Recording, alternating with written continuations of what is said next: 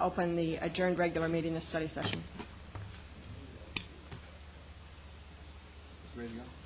Okay, we'll call to order the adjourned study session for today, July 27th.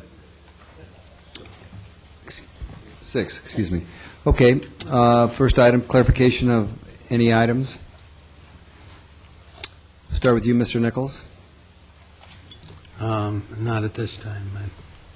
Okay, Councilman Daigle. I don't have any clarification, but I did want to request a change in the minutes at the appropriate time. That's during the regular meeting. During the meeting? Fine. Okay. Mr. Ridgway? Nothing. Mr. Webb? None, thank you. Okay, nothing? Good. I have nothing. Okay, that'll conclude that. Okay. Second item, first public item is the Conference of Visitors Bureau Annual Report. Mr. Bluto, who's giving the staff report on that, if any? There really isn't a staff report. Staff is available to answer any questions, but just as a little background, I think it was May of last year, the City Council entered into a 5-year agreement with the Conference and Visitors Bureau, and one of the provisions in that agreement says that someone will come from the Visitor Bureau will come back once a year in July and give the City Council a status report of how the money was spent and how the overall Visitor Bureau business is progressing. So Marta Hayden will do that. And Marta Hayden is? She is the director of the Visitor Bureau. That's good. Thanks, Marta. Please come up. Thanks. Thank you. Thanks, Homer. Thanks very much. Good afternoon. Let me just give you a real fast overview. I put a workbook at each of your spots, and I've got some members of our executive committee with us. But just to quickly go over the workbook, because I know we have a short amount of time, and then I'll highlight to the portion of what our financial impact is and some of the great things that are happening in our industry. Just on the tabs very quickly, on tab 1 is the Bureau's budget and our revenue projections, and these figures we get from the city of Newport Beach. And then tab 2 is just our plan of work, and we highlight it by month and department activities. 3 is when we really get into the meat of it, of our sales and marketing plan. And really our mission statement is to bring in service visitors in the group market and increase the TOT. And for 2004 and 5, the projected TOT is $8.6 million. In addition to our sales force, we have some lead-generating firms in all the major cities, being Chicago, Washington, D.C., Denver, and Atlanta, as well as a regional office in San Francisco. And we participate, and thanks to your funding, we've been able to do more trade shows and client events. We participate in over 31 trade shows and 8 client events. In addition, we have a pretty nice advertising campaign that goes to the group market, the consumer market, and industry sales. And this year we put up visitor information kiosks at both the pier areas, Balboa and Newport Pier. In addition, one of our big success stories we want to share with you is our ad equivalents that we were able to get. And we did over $5 million in ad equivalents. And what that is, there is a DVD in your packet that just highlights one of the activities we were able to do, and that was the annual Christmas boat parade. And it was picked up by a number of newscasts, and we got over $300,000 in ad equivalents if we would have had to place that as an advertisement. We reached over 11 million viewers in 25 different markets around the U.S. and Canada, and as part of KACB, we were filmed live at the Balboa Bay Club, and we were on Good Morning America. And we got lots of coverage with the OC event when we hosted them in Newport Beach. And at that time, Mayor Todd Ridgway gave the key to the city, and that was picked up in lots of ads. Tab 4 just shows, and thanks to the city, again, we were able to do 6 additional trade shows and generate more leads and increase the impressions of Newport Beach and increase our transit occupancy tax. One of the largest groups we attended was a Meeting Professionals International, and we invited all of you to participate and observe it, and we had, as attendants, we had Councilman Rosansky and Councilman Webb, to just see how the other destinations promoted themselves and some of the things that were going on in a very competitive market. And I hope we have time maybe just for one comment, if you want to kind of share with the council some of your impressions. I know we're short on time of being able to see what some of the other activities. Well, I did attend that meeting, and it was quite instructive and enlightening. We do have a lot of competition out there. There was a number of cities from all over the United States represented. One thing I noticed that their display booths were a lot more impressive than ours, and I see from the pictures in our booklet up here that at my prodding, I guess, MARTA and the Conference of Visitors Bureau has constructed a new display, which I think is much more appropriate for our city than what we were using to attract people. So I'm glad to see that some of my comments don't fall on deaf ears. But it was educational, and I would certainly encourage my fellow council members to go next year if they do have the event there in San Diego again. Thank you. Thank you. Councilman Webb? Well, it was an interesting experience because a lot of us don't really recognize all the details that go into trying to draw business into a community through your hotel and visitors bureaus. And there are so many small, or not necessarily small, but so many different venues that you go to do this. And this one in San Diego looked like to me that we have a lot of competition out there, and MARTA is doing a good job of trying to bring as much as possible into Newport. When you look at all the various different large cities in the United States, most of them were represented in that location, and so we have to work hard to keep up with them and keep our transit occupancy in revenues as high as we possibly can. So thank you for your efforts. And thanks to the city, we did get a new display booth, and it is in the front of your packet. And I will continue to invite you when there is a major trade show in the immediate area so you can see our competition.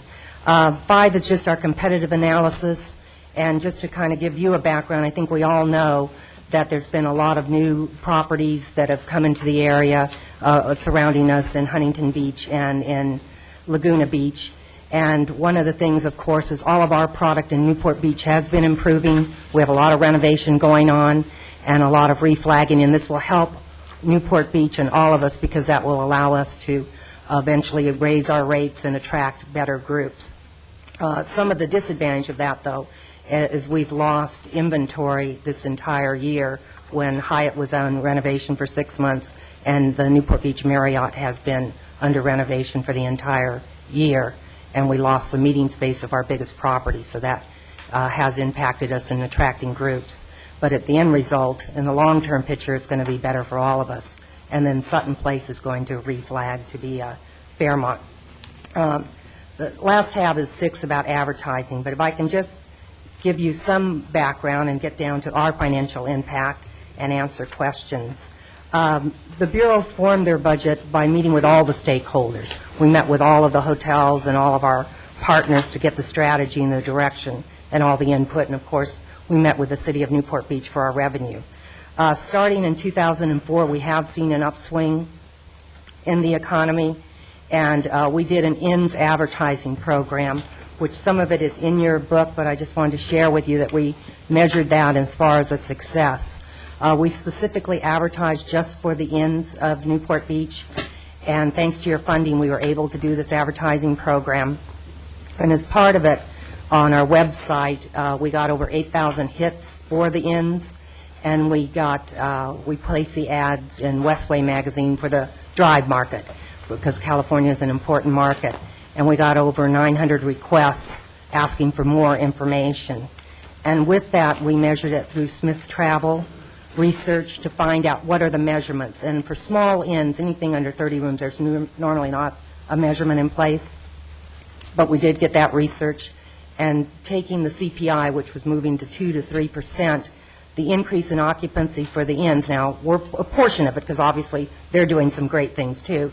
Their room rate went up 6%, which was above the national average, and their occupancy went up 9.5%. So we certainly know that that helped impact it. Let me just switch pages. Running out of time. One of the other estimates that we got from our industry, and you have the visitor guide and the information, is that we did do a survey on that of people that we sent the visitor guides from, and we got the response back that when they got their 2004 visitor guide, that 17% of those it influenced their stay when they materialized in 2004, and 5 to stay longer and with us.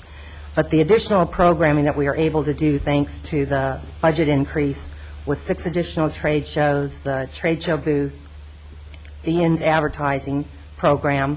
We brought in a FAM trip, familiarization, where we bring planners in to look at Newport Beach to hold their future meetings.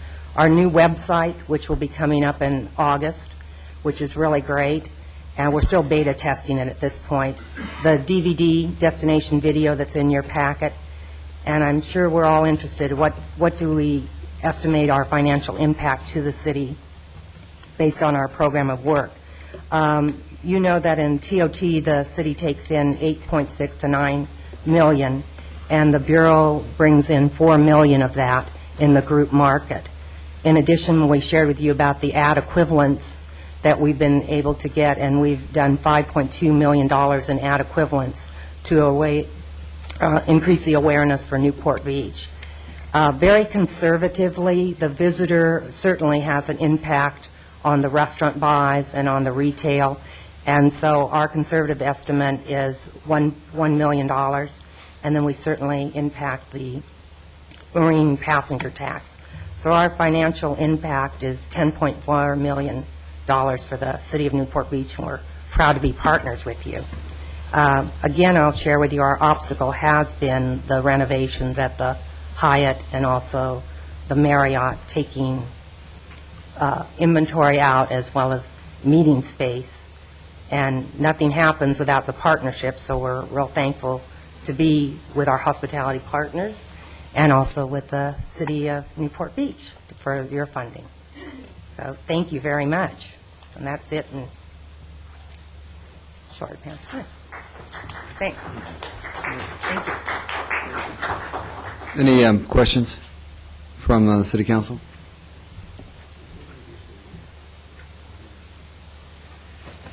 Do you have board members here that you'd like to introduce? Yes, I would like to. Thank you for allowing me to do that.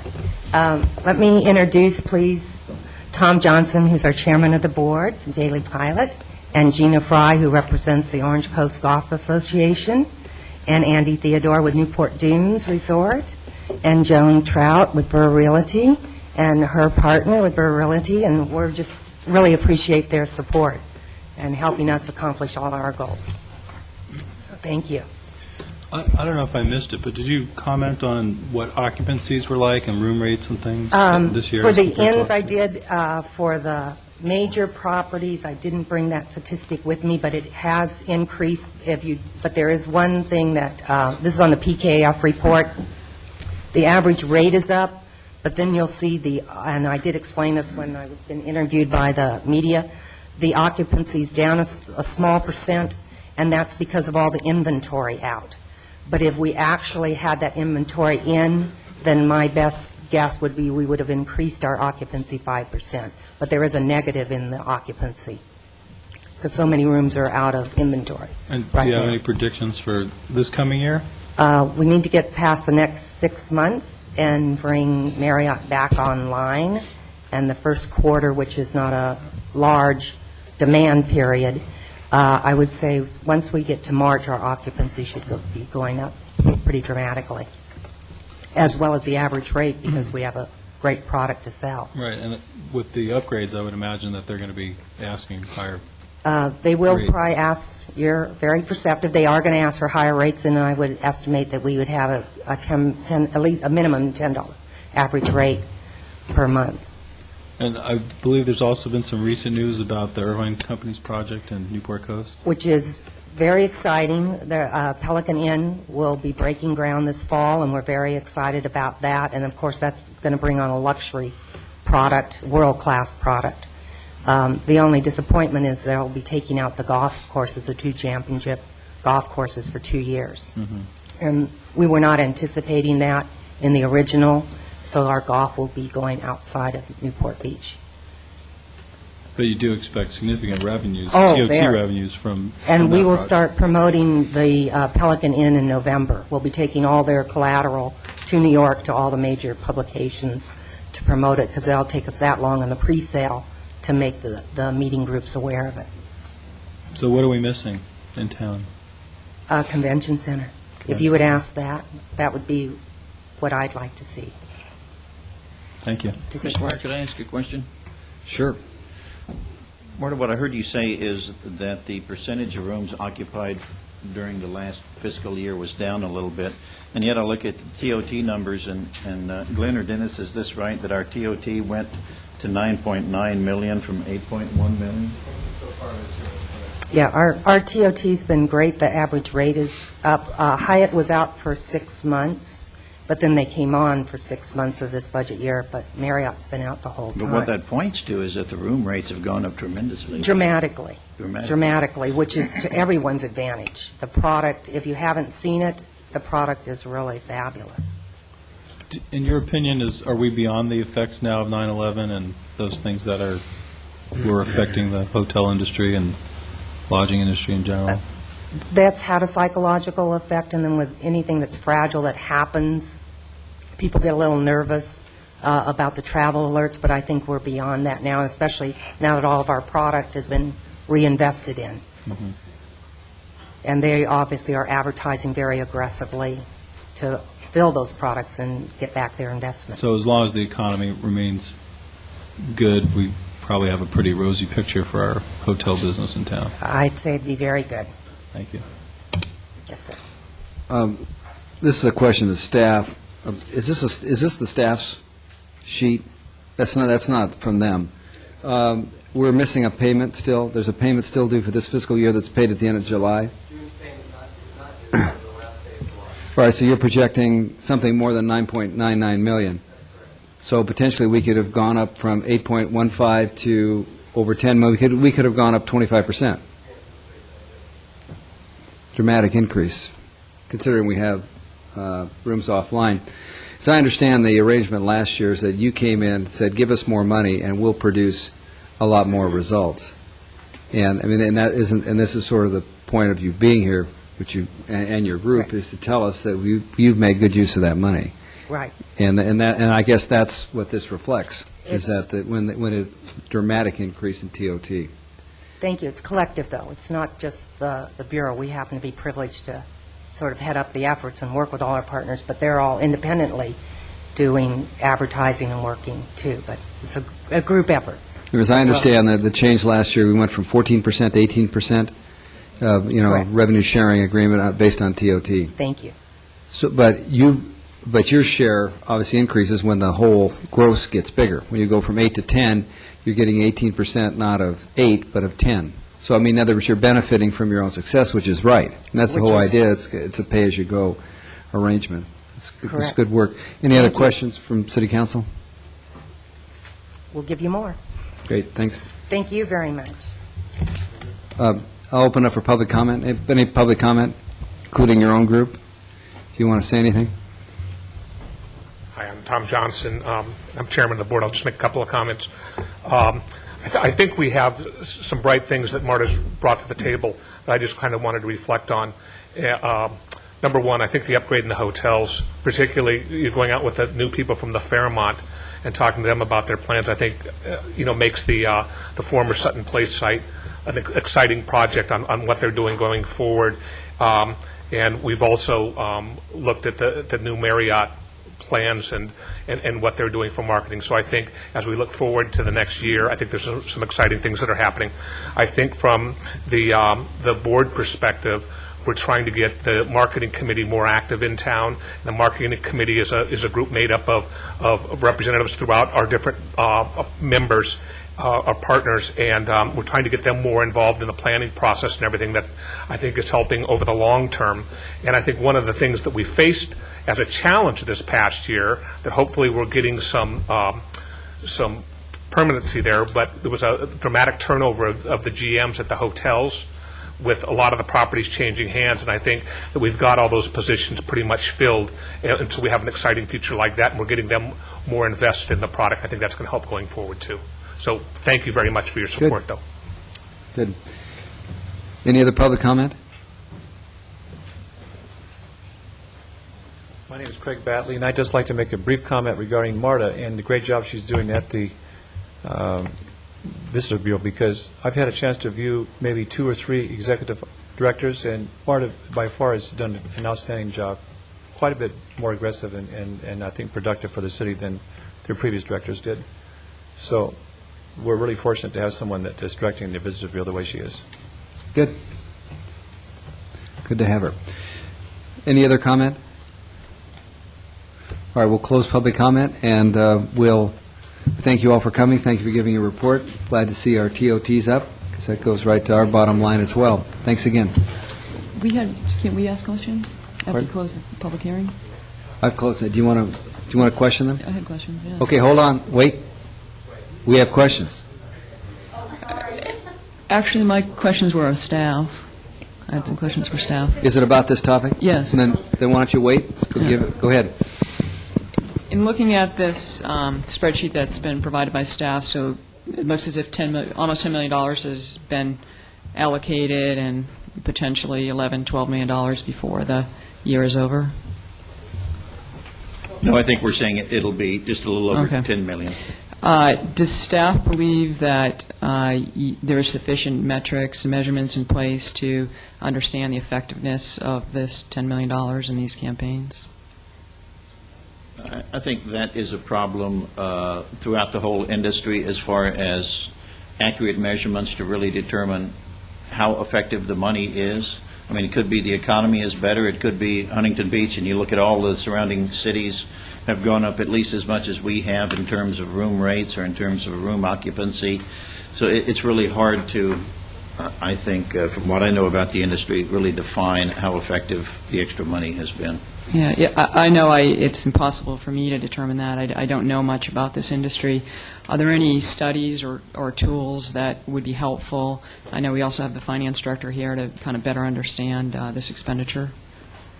Well, I've been told that there are people that perform professional analytical studies in order to look at the budget and where the money is going, and then the return as far as the number of leads and how many leads turn into actually room occupied, so that there are people that do that kind of performance auditing work. Mm-hmm. Well, given the amount of money, $10 million, that would be something I would be interested in seeing. I don't know how my colleagues in the council would feel about that. Isn't the $10 million the total revenue, whereas we're really only talking about $1.9 million going to the Convention Bureau? That's our estimate. We'd be So close to $2 million. Are you asking that there be some sort of study at the $1.9 million expenditure to determine how much benefit there is based on that? Given my lack of understanding, and I think what staff said is, not being completely understanding of it either, that might be something we might want to look at. Any other comment from council on this? Yeah. The intent is to determine if there's a nexus between their expenditures and revenue received. And you say there's professional people who provide those type of reports? I think that's what they try and track and make some sense of as to where the money is going and how effectively that money is being utilized. Mr. Mayor? Yes, Mr. Webb? Is this something that perhaps the Finance Committee could look into and perhaps make comments on? I think that's a good topic for us, because basically, as I look at the numbers, you've got $500,000 more than you did the prior year, and our TOT went up $2 million. I mean, that's just on these rough numbers. So, we benefited 3-to-1 for the additional money we gave you, and I think the Finance Committee, which every 3 members are up here, we will look at this, and we will look at, who does the assessment, how effective it is, et cetera, and we'll bring back a recommendation to the City Council, because it'll be their decision. Okay? Dennis, you have any comment?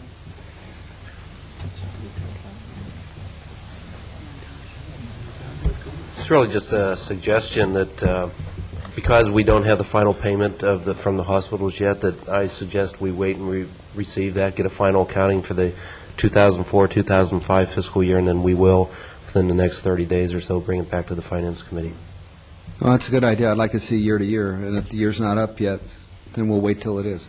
That's fine. Thanks. Any other public comment, council comment? Peggy Ford, I'm a member of the Bureau's Marketing Committee, and just for a point of clarification from what I got with Marta's presentation, the increase in the budget that went from 14 to 18%, which I think was, and correct me if I'm wrong, I think it was between $300,000 and $400,000 that was awarded to the Bureau last year. Is that correct? It's about 450. $450,000. With that revenue, the Bureau purchased a new trade show, relaunched their website, produced a DVD, and went to 6 new trade shows, all of which are already in the working budget of the Visitors Bureau and have always been a part of their marketing plan of work. Is that correct? Okay. And the other comment or point of clarification is with the transient occupancy tax being higher this year because of the increase in the room rate. And excuse me, I had a meeting before this, so I got here a little bit late and missed Marta's presentation, but I don't know if she spoke on the actual direct results that the Bureau's leads and on actual bookings and how much that really did result in the increase in the transient occupancy tax, or if that was defined. If she spoke on the results of the Bureau's sales efforts this year as opposed to previous years. She did? She spoke to that topic? She did.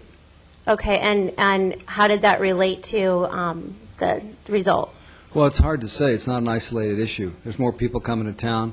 There's rates of the hotel have gone up. Right. You have less 9/11, more people coming who wouldn't have even heard about it through your efforts. This all has to be assessed, and that's the idea. The Finance Committee would look at it and try to assess if there's some professional service that looks at this and divines the relationship between additional money to a Visitors Bureau and additional hotel revenue being spent by visitors, which results in TOT. Okay, so she specifically talked about the actual numbers from the last few years and how they're related to how the Bureau's sales and lead generation from this past year were compared. No. Mr. Mayor, point of order. If the speaker did not listen to it, then I asked that she listen to it on TV. She's asking us questions that are really beyond the scope of where we should be right now. Okay, I agree. Okay, but she did speak on that, correct? Yes. Okay. And she also provided data. We have a binder of information. Any other comment? Okay, then we'll close the public hearing and we'll close this item. We'll move to the next item. Thank you for coming. The next item is the Newport Coast Community Center update. Mr. Kiff, are you giving the staff report to start us off? Yes, Mr. Mayor. And can you generally explain what you intend to do? I'm going to go through a brief relatively brief PowerPoint presentation. I don't know if mine are ever brief, but to explain the issue I think that Councilmember Rosansky raised, that was the intent as to why this is on study session, which is involving parking and the issue that the decision that you folks made this past spring. And then secondarily, the last part of my presentation, I'll talk a little bit about you've seen some emails flying around about adequacy of outreach by the Newport Coast Advisory Committee as to the community center and whether or not some folks there have advocated a vote, an advisory vote, versus just going forward as we are going right now. And I'll explain where the project is, too. Good. Okay, you want to proceed? So, as I just said, quickly, how was parking addressed? This is going to cover how parking was addressed, how will the extra parking be funded, and then should the city do anything about the recent feedback received regarding what was a story polling activity. We put story polls out at the site between June 23rd and July 12th. Can I stop you, Mr. Kiff? Whose idea was to put the story polls up? I asked that those be put up. I thought the community didn't, a lot of the community wasn't aware of the shopping No, center. this was a staff idea. I want to clarify that. Yeah. And you had to get concurrence from the homeowners association who control that park at the present time to put them up, and they agreed. Newport Ridge Association, and the president, Dan Wampole, is here. They were kind enough to allow us to do that. Good, thanks. Quick recap on where we've been. In November of '01, pre-annexation agreement said $7 million either for a community center or tax relief. Annexation became effective in January. Since that time, over the past 3 years, the design team for the center has been meeting with the architect, and that's Daugherty and Daugherty. In 2002, there was a letter that went out to the Newport Coast residents describing the concept of the community center. In 2003, in May, the Newport Coast Advisory Committee adopted an outreach plan, and it's bulleted there and on the next page. And we actually achieved this outreach plan, including booths at the Newport Coast Shopping Center and material on the website, and then something in the park that identifies the location. We had a town hall meeting in September of 2003. I'll explain in a second how that was advertised. October 2003, a petition came to the city with about 100 names in support of the center.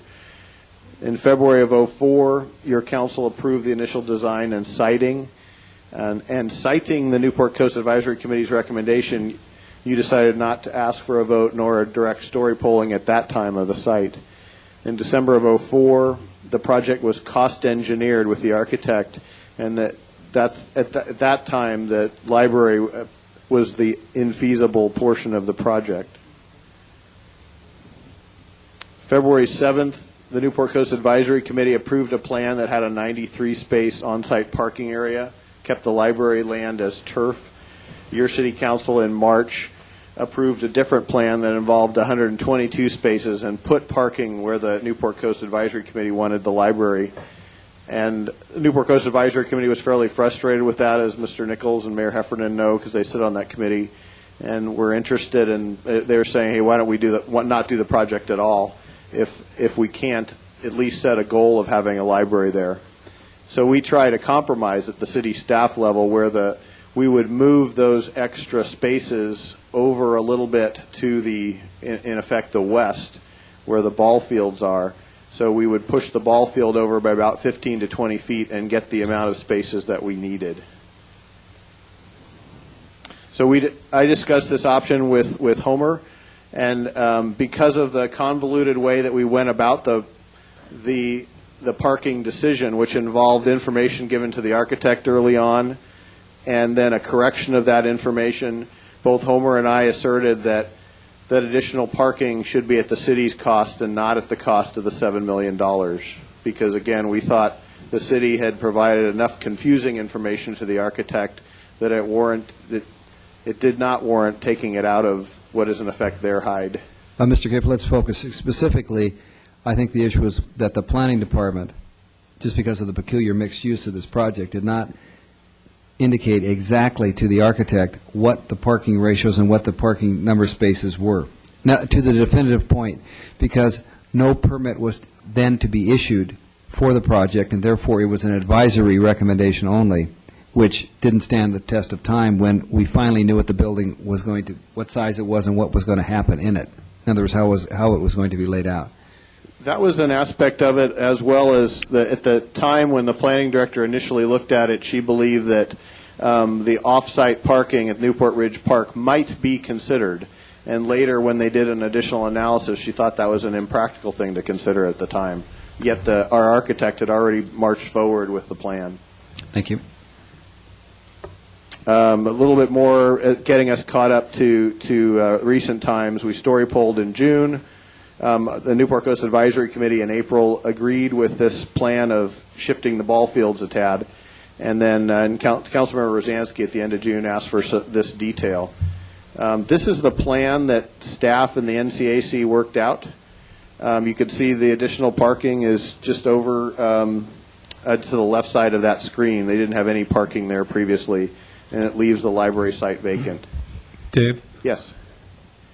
So the parking that's there on the left-hand side, what was there before? Right now there's grass there, but Okay. what was there before was just a curb. we didn't have any parking along that side of the curb because we didn't want to go into the ball field. Okay, so there was a curb. Approximately where was the curb? The curb was this side. I'm sure Don has a pointer. right there, where the book drop-off So the line curb is now. followed the end of the parking spaces? Yes. Okay. Was there ever a description, I'll call it a legal description for lack of a better word, of exactly what the boundaries of that particular piece of property were going to be? No, because we waited to process the lot line adjustment until approximately this time period when we're in 90% design phase. And we'll do a lot line adjustment, and now the line will be to the left side of those parking spaces. Okay, whereas you would have anticipated the lot line would have been to the right side of the parking spaces? About 15 to 20 feet over, correct, if we had used the other plan. Okay, thank you. These are the costs. We just got these yesterday. They include what is, in effect, a 30% design, including in contingency. So I think it's a fairly conservative estimate. The relocation of the ball field is about $80,900, and the additional parking is $124, bringing it to $205. A question? On the additional parking, the $125,000, let's call it, we're paying that because the NCAC feels that 90 whatever spaces was sufficient. The city wants 128 spaces, so we're paying for the extra spaces. Is that the theory that we're using here? That was what we as staff members proposed, yes. Okay, thank you. Any other questions? Mr. Nichols? I was just going to make the comment that prior to this, there was parking for the ball diamonds that had been included in this use of the center. And those, the ball diamond parking is just the other side of the ball diamonds and a little bit to the north. And this parking was not taken into account. And so by the city felt that was too far away. I don't have any problem with either way, but it certainly didn't make any sense that the people should be paying for that. If the city was changing its mind on what we needed, then basically that should have been brought forth sooner in order to be paid for by them. Okay. Yeah, well, I'd like to comment on that. I understand your comment, and I'm not disagreeing that we should pay for it, but this is not a problem that just happens with public-type projects. There's plenty of developers that walk into the planning department, ask questions, come in with drawings based upon information that they've received, and then are told, well, yeah, we know we told you that, but now that we see it in writing, it's a different story. And I certainly won't want it to be considered a precedent that any time that somebody gets an answer at the counter says, well, I'm relying on the answer that so-and-so gave me, and maybe rightly so. I mean, maybe they were actually told that, and maybe that was the information at the time. Maybe the information was even wrong, but I don't think that we want to set a policy as a city of saying, hey, every time you come in and ask a question that we have to stand by that answer for the next 20 years. You come in with your plans, and if we approve them and you build your building, that's one thing. But, their codes are our codes, and it's a slippery slope, and we need to be careful there. Councilman Rosansky, I would certainly agree with that 100%. I think a lot of things went into getting us here. I think the staff people thought that early on from the planning staff that they would get more detail on the project as things became clear. Then they would take the time to look at the parking needs and determine exactly what it was. And so there was some miscommunication there. I think Dave and I are both of the feeling, and maybe council doesn't agree, that this was a $7 million project. We've always reiterated to the committee that $7 million was what the cost was going to be. And because of this parking issue and having them say, well, gee, you imposed this on us, there was some miscommunication, and now that's coming out of the $7 million. That would just create so much ill will. It didn't seem like, the money was really worth that much ill will. Well, let me step in. And the difference, I think, was in the background of all of this was the pre-annexation agreement, which creates a sort of a quasi-partnership between Newport Coast and the city, because the money is held by the city to be spent on this facility, so it's really not a private enterprise situation. Secondly, the costs of construction were escalating rapidly during the same time, and there was an incentive to get this thing designed and built before it was, otherwise it would just been getting reduced in size just because the costs of construction were going up all the time. And, as a result, as you can see from the lack of a library up there, the money was buying less all the time. So I think it goes back to, this relationship between the city and and its obligations on the pre-annexation agreement to build what we could build, and therefore it wasn't a normal private developer coming in for a permit. It was more, because I believe we encouraged the architect to go ahead and proceed with the drawings based upon what was finally determined to be an inadequate parking field, and which was expanded at the final, say, after a lot of work had already been done. Is that true, City Manager? No, I think that's true. And the project started out to where, it wasn't a city project. It's going to be a city facility, but it wasn't a city project. So it was run in a different way and planned in a different way than anything that we've ever been associated with. And that really contributed to some. Well, and the fact is, the money that's been paid to date has come out of the funds set aside under the annexation agreement that are held by the city. So when the architect submits a bill, it comes out of those funds that the city holds and administers and pays. So it's that kind of peculiar marriage. That's right. Yes, Mr. Kiff?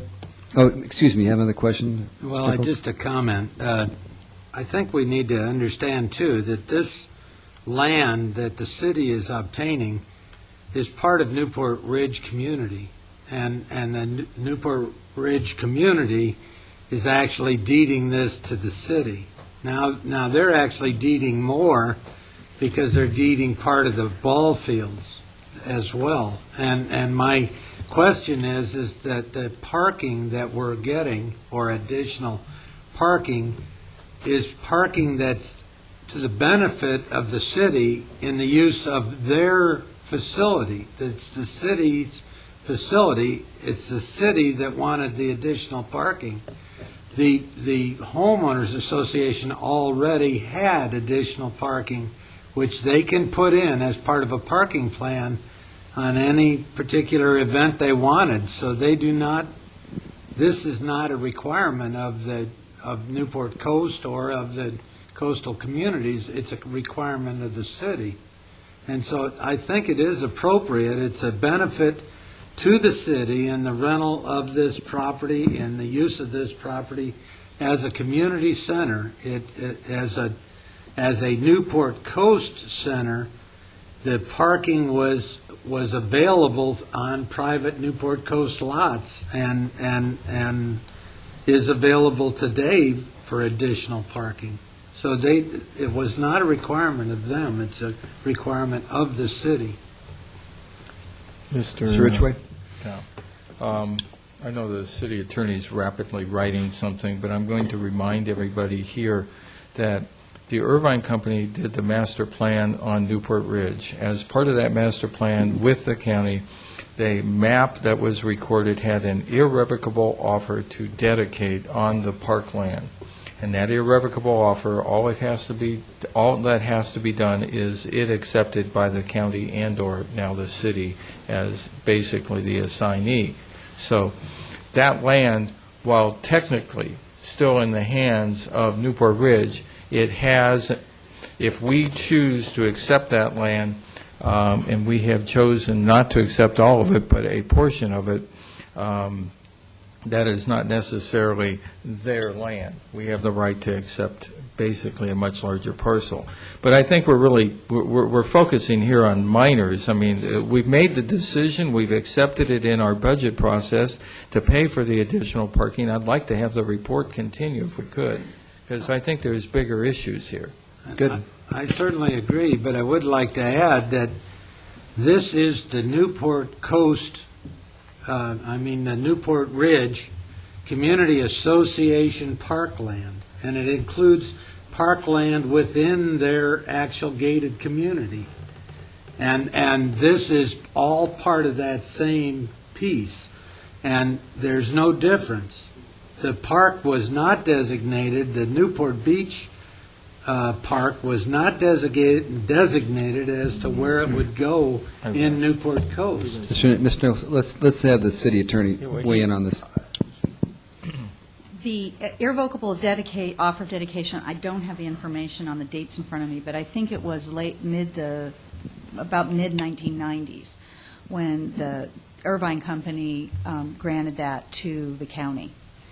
After that IOD went in, the Irvine Company, we received a title report because I was looking at that IOD, and it does not match the current state of affairs. So it wasn't as simple as just accepting the IOD, because so many things have happened. I got a new title report, and there's all kinds of documents.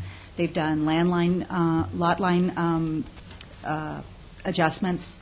They've changed the boundaries and the legal descriptions on the property. They've recorded a grant deed to the Newport Ridge Homeowners Association, granting all that property to them with deed restrictions on the use and the availability for that.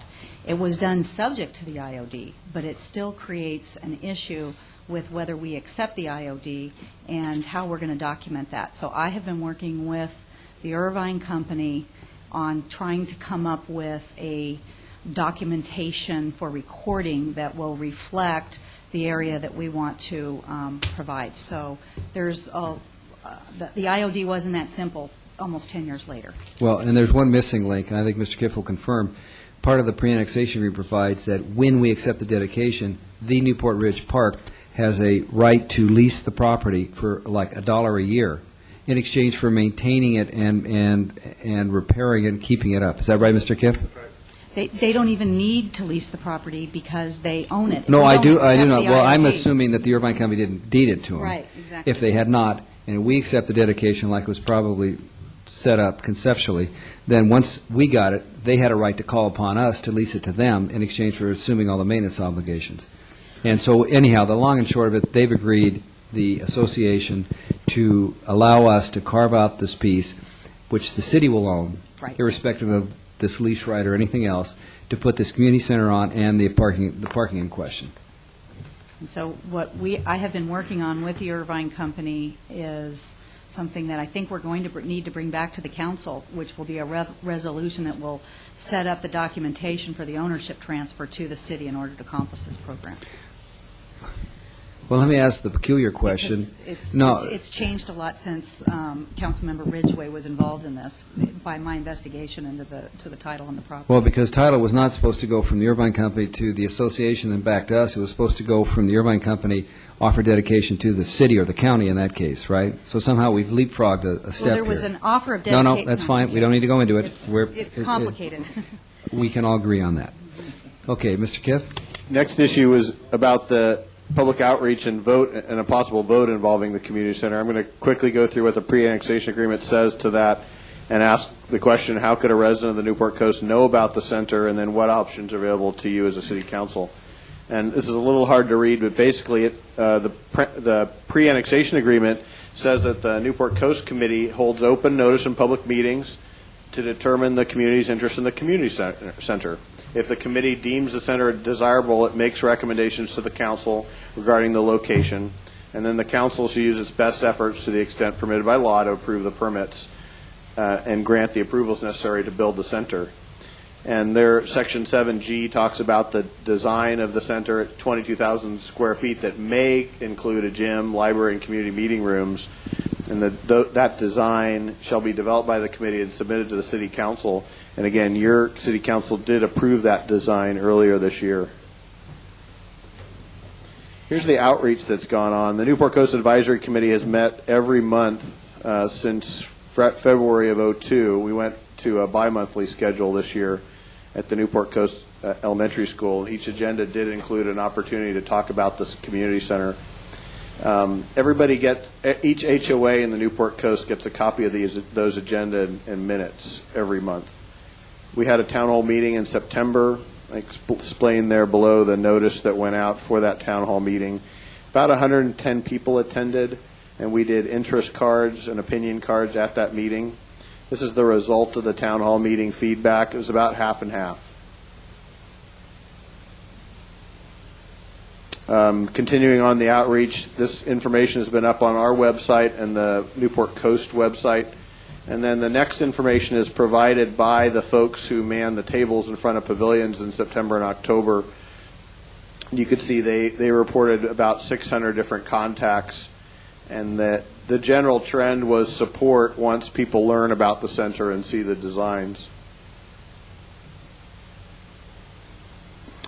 The Newport Coast Advisory Committee also encouraged HOAs to adopt resolutions. The two largest, the master associations, did so. Two smaller associations did so as well. But there are probably 21 other associations that did not. Tesoro, which is across the street from the proposed center, is the one association that adopted a resolution against, or sent a letter against the center. We did get a number of petitions, which I mentioned. There was a display at an adventure run in the Newport Coast, and we did the story polling this past June. And then that was in anticipation of the July NCAC meeting, and about 25 people attended, and about 20 of them opposed the center. I wanted to put this in context a little bit, and the members of the Newport Coast Advisory Committee encouraged me to do this, and I think it's fair. There's about 7,000 people who reside in the Newport Coast and Ridge. Over the past 2 to 3 years, we've heard from about 1,000 people, pro or con. Supporters were at the pavilions tables, some petitioners in 2003, about half the town hall meetings, the two master associations. Opponents have been somewhat recent in coming out after they saw the story polls, and I've gotten about 40 emails total since the story polling. The town hall meeting, there's about 50 people who signed the card against the center. And then I know there's also a petition out there, and I don't know if folks here today have brought the results of that petition. They may have done so. I haven't seen it yet. And then the Tesoro HOA is another one. I'm going to put this up on the website. I'm not going to read it to you. This is what the Newport Coast Advisory Committee President, Mr. McGee, was explaining to us in 2003, and again that he believes the outreach was appropriate and doesn't believe that this matter should go to a vote. I won't leave that up on the screen too long unless you ask me to. But I'll put this up on the city's website. Again, his point there near the end is that there are a lot of people who volunteered time to collect petitions and sit at tables with the expectation that they would do an educating process to get a feel for the community, and they believe that that was more meaningful than a vote. And then finally, what are the city's options? The pre-annexation agreement says that the committee has the ability to consider the community's interest. We mentioned that already.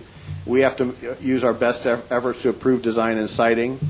We as staff believe that you as a council could, if you wanted, ask that the center be put to an advisory vote, and the results from the vote would be presented to the Newport Coast Advisory Committee. If their returns are negative, the committee could reconsider its support, or it could just say, fine, we want to still continue to recommend the community center.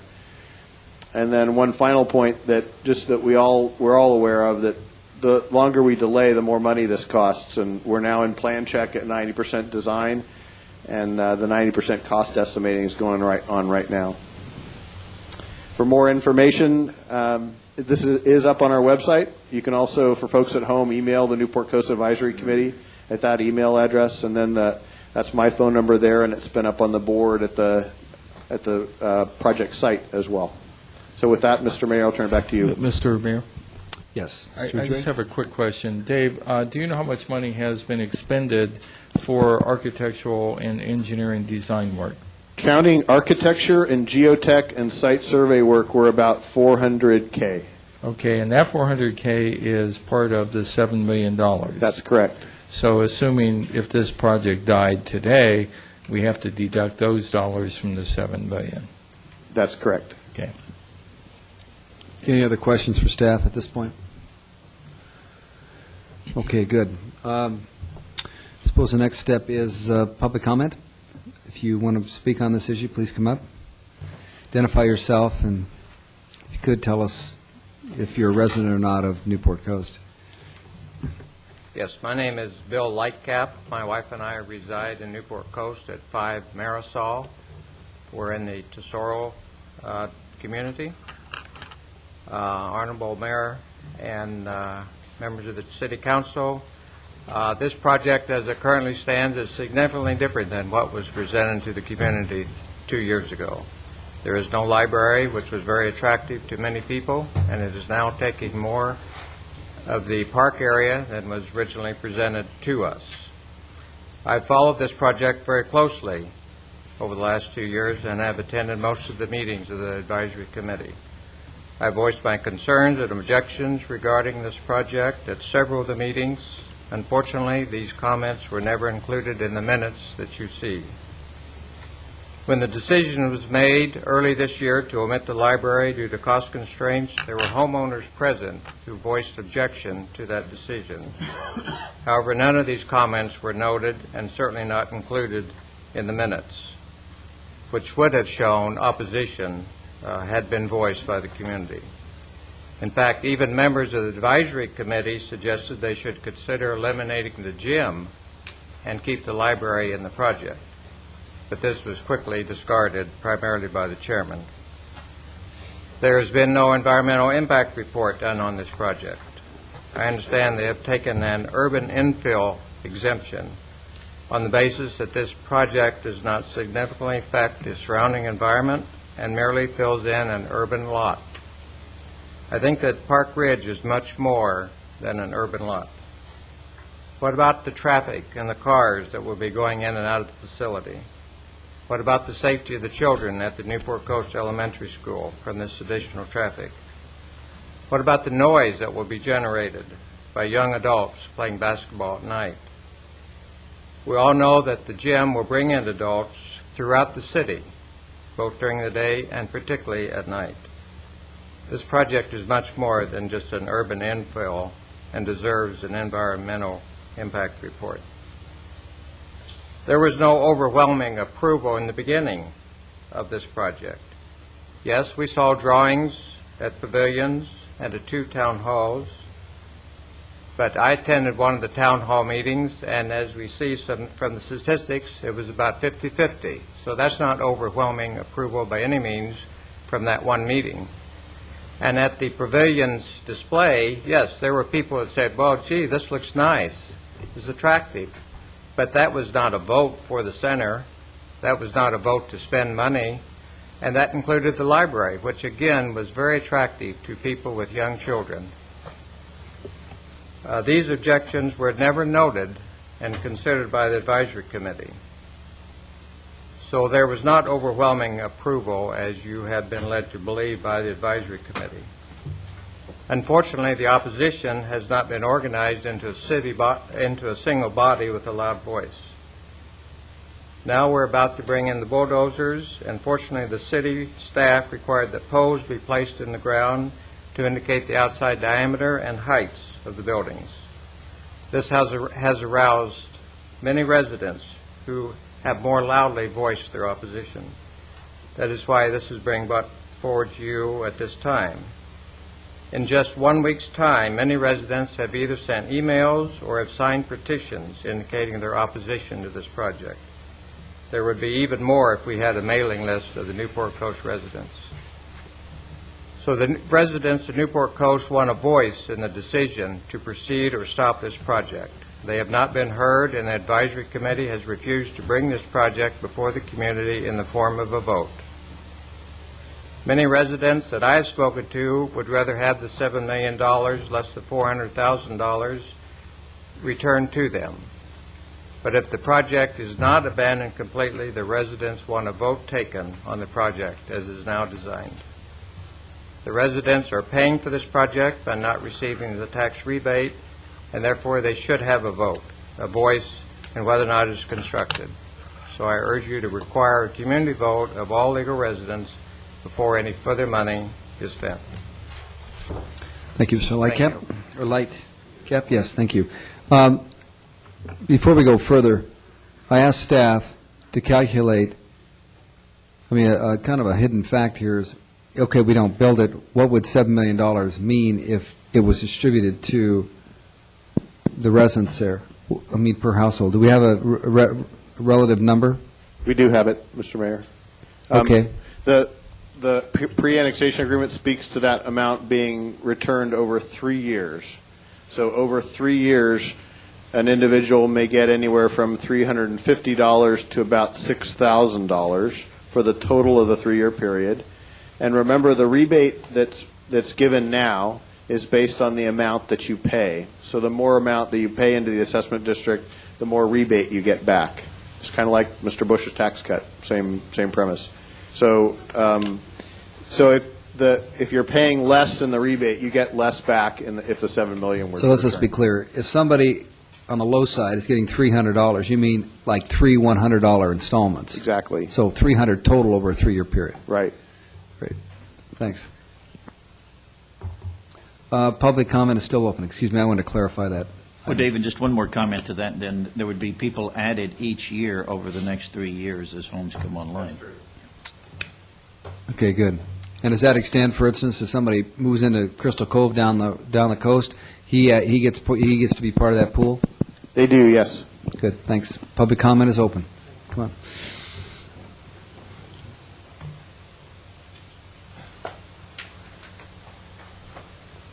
Good afternoon. My name is Gerhard Hahn. I live in 55 Renata and Tesoro.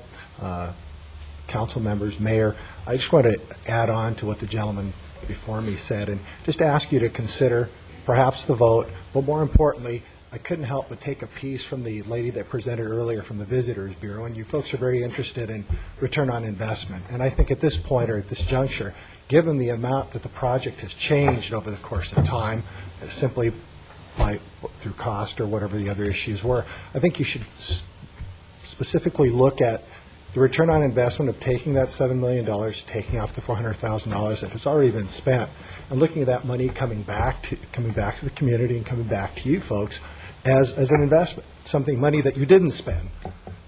We've sunk $400,000 of this money already into the planning. Doesn't necessarily mean we have to spend the additional $6,500,000 just because it's there and just because somebody wants to have a community center. I will say to you that had it not been for those polls, whoever the genius was that came up with those polls, we all being very visual people, I'm visual, that's why probably a library would help me instead of a gym there because I'm visual, was a great idea because I drive by there every morning, I just live up the hill, we run by there, and had it not been for those polls, you don't really get an idea of what the project encompasses. So again, I would ask you 2 points. Number one, if you're going to go ahead with this project, please ask the citizens, the taxpayers, and if not, give the money back. What a great legacy. Instead of having your plaque on that building, you would have money that came directly back to the taxpayers. Thank you. Thank you. Come on up. That'd be great. Hi, my name is Diana Snyder, and I'm in St. Michel up in Newport Coast. My big issue is I'm part of the Newport Ridge Association. There's only a certain number of people who pay for this park. It is a private park for public use. The public uses it. Now we're going to build a community center on it. We still have to pay it. If we build a community center, we add additional parking. That's going to come out of us again. That's going to be additional rates. If we decide to block off the rest of the park and put a gate around it and a fence and lock it all up, that's going to be additional cost as well. My question is why is only a certain percentage of the community people paying this and not the whole community? There's only about 10 of us paying, 10 associations. And there's a heck of a lot of others up there that aren't paying. If you want to clarify that. I can clarify that. Thank you. The city is going to pay for all of the parking lot. Sorry, let me back up. Before annexation, we set aside $7 million to fund this community center and its design and its amenities. So out of that $7 million, we're drawing the design money. That's where you hear the $400,000 and the $6.6 million left. The part of the $6 million is to build almost all the parking lot. You heard the discussion earlier that the city will chip in for the additional spaces. We'll also, that same amount of money will also pay to replace the fence that will now be a little closer to the Newport Ridge community. Right, but now with the community center, there's going to be a lot more wear and tear on this private park that is public, and we're going to have to pay for that. The issue would be if people jump over the fence and get into the park, they would. Well, it's not totally closed off. The park is open. It is not a closed-off park. It is not a gated community. The plans involve a fence going along the line there. People And could all jump along- over the fence. All along Newport Ridge as well? We're No, gonna it put a just, gate up there? no, it's just going to stay on the community center Yeah, but side. then, that's ridiculous. Just people are still going to go to the park. I mean, it's going to draw more and more people to the community center. It's going to take more and more people to the park. And that's just more and more wear. I think it should be a public park. Everybody pays for it. Why is there only a certain number of communities paying for this park? It is not a private park. It is open to the public, and everybody uses it. Everybody should use it. It shouldn't be. It's not a private park. That's how Newport Coast was set up, in a nutshell. I mean, we inherited the land and the plan that went into it. But it's not right. We should have been annexed. It should have been annexed when we did it in 2001, and we weren't. And for what reason, I don't know. I'll tell you specifically, that if you look at the pre-annexation agreement, it says if you get it, city, if you, or the county. The city didn't want it. They didn't Well, want to pay no, for that's not the case. The case is that when the city gets it, then you, under the pre-annexation agreement, reserve the right to lease it for $1 for perpetuity. You didn't have to do that. That was specifically in the pre-annexation agreement, because otherwise, when it would have been annexed into the city, it would have been a city park, and we would have assumed all that. But that's not the case, and it's specifically because you folks had already paid for the tennis courts, the parking lot, the ball fields, the restrooms, and all of that, and you said, well, if we paid for it, we don't want to give it to the city, we want to use it. So that's the predicament you have now. Any comment? I have a question of City Attorney.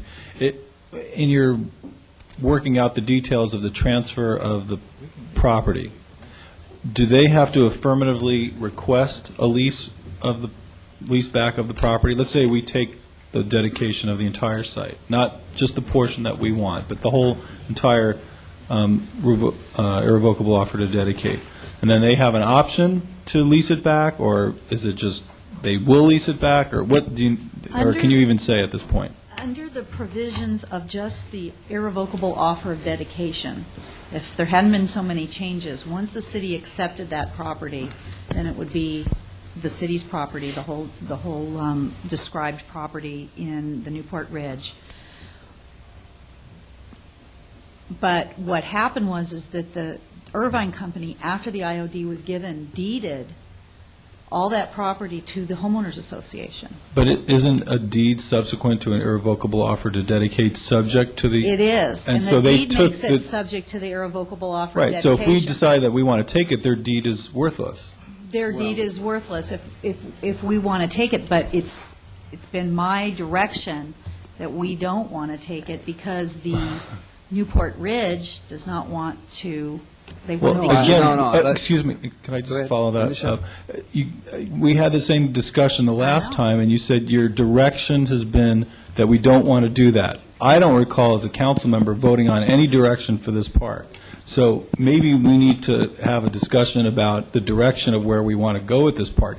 Personally, I agree with the speaker. I think that the city should own that park, and we should pay to maintain it if it is a public use facility. Now, maybe it's not set up that way, per what Council or Mayor Heffernan had said, and I'd certainly like to know, and I'm hoping to be enlightened at our future discussion of this as to what the exact legal status of this piece of property is, because it's certainly not clear to me. I hope it's clear to you or somebody, and I think we definitely need clarification on And it. I can get a petition going. I need to know exactly the steps I need to take, so I do it legally and professionally with all the associations. There's been several people who come to me. We will do a petition around all the neighborhoods to get this. It's ridiculous. All of us believe it's a public park, which it is. All right, well, let's be clear about this, because that's not how the pre-annexation agreement says. I don't care who owns it, the Irvine Company, the county, or the city of Newport Beach. Yeah. At the end of the day, the pre-annexation agreement says your master association can put to the city a requirement that you get to lease it back for 50 years for $1 a year. That's what's in the pre-annexation agreement. And if you want to change that, then the point in time is that when we get it, and then we have this discussion, you don't make that election, and then it becomes a city facility. However, if it is, then all of that money that you put into all those facilities become public property. If the public's using it now. Well, then, If you look at all the cars there, most of the people that live in the neighborhood walk to the park. But if you drive by there at any given time of the day, there are a zillion cars lined up alongside there. And if you look on Saturday, there's a million guys out there playing basketball, which is wonderful. That's what a park is for, okay? That's what it's for.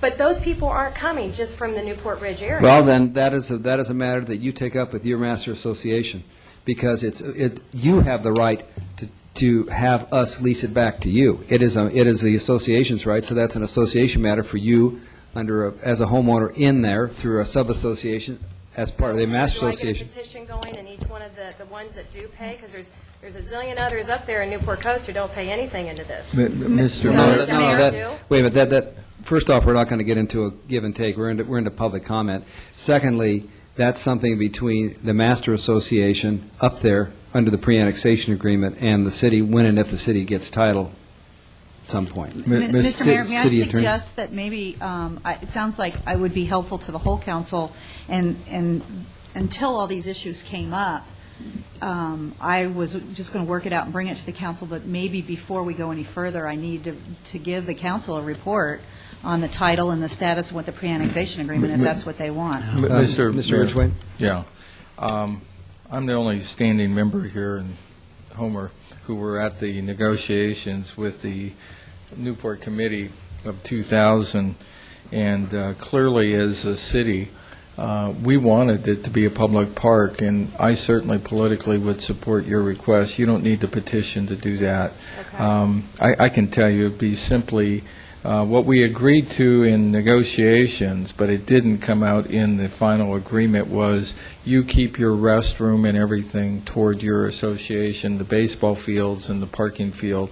We would take over as a public park. And you don't need a petition to do that. I can tell you. So how does it get changed then? You know what? I think you have to argue that with the Newport Ridge Association. That association is the one that really held the ground and said, no, we want to keep this public. And most of those people don't pay into this association. No, the Newport Ridge people do, I think. Anyhow, we need to move on, but I think the political will is there to make it a public park, at least a partial public park. It was when we were discussing, and the Newport Ridge Association members did not want to go there. Okay? So, but politically, I think you'll get all 7 members up here probably saying, we'd love to have that be a public park. I just need to know the next step I need to take then. You'll talk to Mr. Kiff, he'll help you, and stay in touch with the mayor, because it's, but I think you need to go to that master association and have your discussion with them. Are they prepared to accept the political reality that this already is a public park? Exactly. Thank you. Yes. We all agree with that. That's exactly it. Okay. Mr. Mayor? Thank you. Yes, Mr. Rosansky. One other further request of City Attorney. When you do come back with your report, could you please enlighten us as to who has status to make the decision on the part of the association or whoever owns the right to lease back the property? Who that, whether it's the Newport Ridge Association or some other entity? Who's going to exercise the right to lease back the park? The mechanics of that. I'd like to know who has that status. Thank you. Mr. Nichols? Sitting on the board, I'd just like to reflect what my understanding is, and that is, my understanding is that park sites or recreation facilities for each of the individual associations are located within them or adjacent thereto, and those that are located adjacent thereto are still the associations. So along Newport Ridge Road, there's a center there that has tennis and so forth. That's part of a different group of associations in Newport Coast. It is not public. Up the hill, there's an association facility. That's also private in that it's with that association. In this large association, Newport Ridge, which is composed of several groups, this large park was part of that. It was private, and also several open space areas, my understanding, within the gated community, and I really need help there. These areas, if they are misused by the public, could be made private again because they are private facilities. If they're, in other words, they're being used by the public by the public just using them. They have not been gated or anything to preclude that, but they could be. And in fact, the restrooms there have a combination on them. The problem there is the combination is known by all the gardeners and by all the people who use that, and they pass it around so that people can use that restrooms. But my point is that these facilities are individually parts of the individual or the collective associations, depending, and they're being used by the public on a gratis basis, and I think that's wonderful. But if we were to step over that limit and become a terrible burden on those communities, they would have the right to essentially gate them, and if that's the case, it might lead to not a public use, so to speak, but a community use, and that you have the right to do. That is a right that has considerable amount of value, and I think that as a community, you may want to retain that. I don't think that if this particular park where the ball fields are was given to the city, I don't think that everyone else would give all their community facilities to the city, nor, so my question is, should Newport Ridge then be compensated for their particular gift to the city? In other words, this was part of what they bought as a community. If we're getting this use on it, should we be paying for it? Should they get a property value reimbursement? I don't know. See, I don't think anybody here wants to go that way. So my question is this is pretty fundamental issues. I think that the community itself needs to decide this, and certainly the Newport Ridge Community Association is, to my understanding, the person and group that needs to be consulted to do this. Thank you. Thank you. I want to continue with public comment. We have a half hour to close session. We still have another agenda item that we have our fire chief here for. And if we need to have the fire chief come back, he will, kindly. So I want to have thorough public comment on this. If you have any, so it's still open. If you'd like to speak, come on up.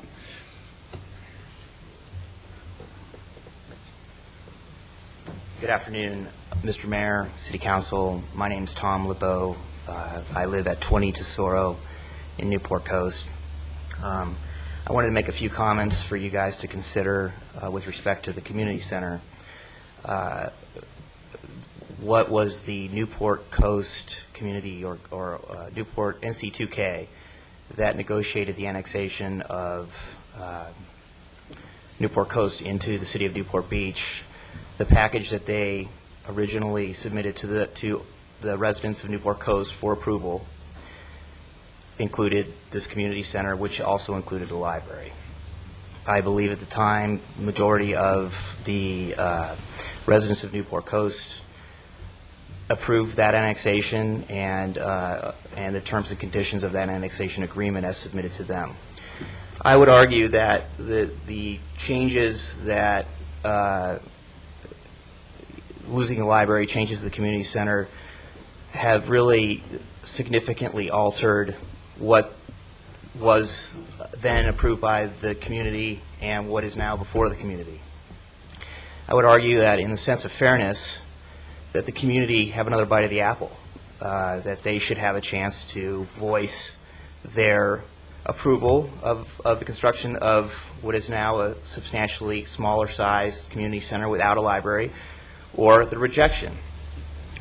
In early 2000, before the annexation, I was originally very opposed to the construction of the community center, as there's very little flat available park space in Newport. It's very hilly up there, and the kids use that flat area to play.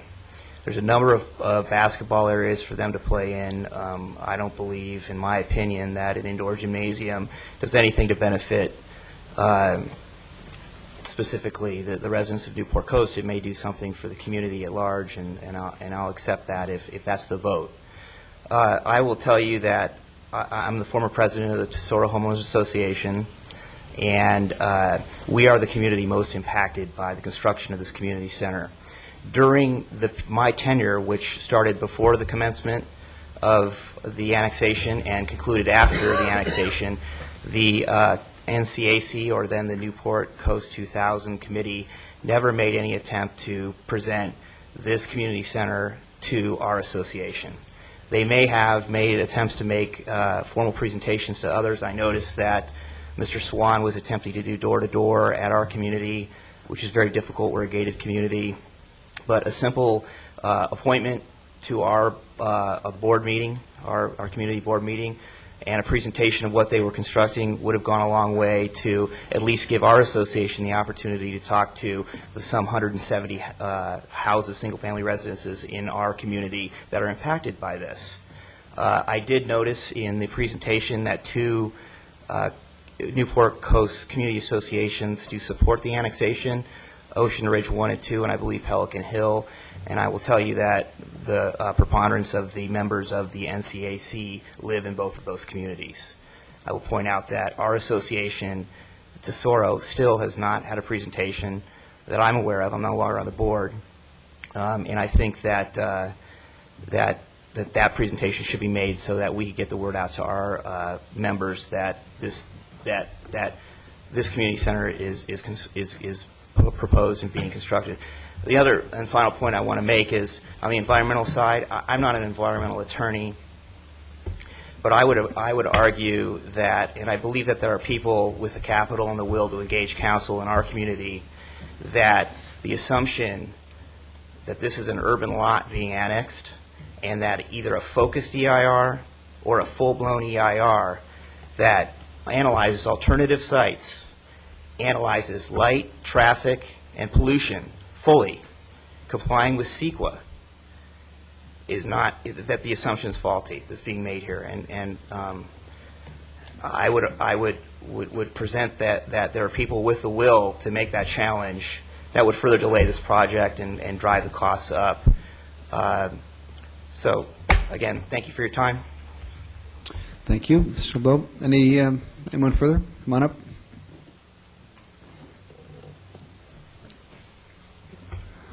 Honorable Mayor Heffernan and City Council members, my name is Sherry Fryer. I'm a resident of Newport Coast. There's many issues that people are having with this project. One being the outreach. According to Mr. McGee and Mr. Kiff, we've gotten numbers that it's been a 50-50 for or against this project. However, in just a short time, basically 4 days, we've just put out a little flyer about the project. If people wanted to find out what was going on, this is what it was. This is all people that are against the project. I don't know if you'd How like many? this. There's probably close to 200. I haven't counted them. We had just flyers in the community, just kind of, we targeted Tesoro because that's where I'm from. It was easy to go ahead.